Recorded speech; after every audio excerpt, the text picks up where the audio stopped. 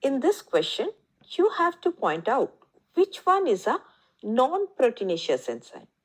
Option A, ligase. It is incorrect because it is a proteinaceous enzyme that catalyzes the joining of two molecules.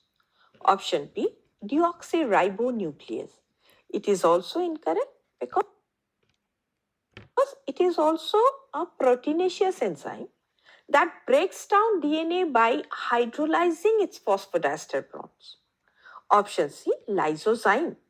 It is also incorrect because it is a proteinaceous enzyme that breaks down bacterial cell walls by destroying the peptidoglycan or hydrolyzing it. Option D, ribozyme.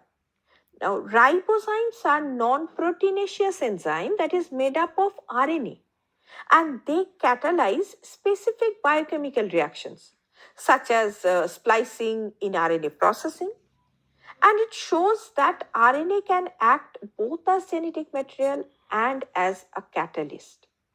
Hence, it is the correct option.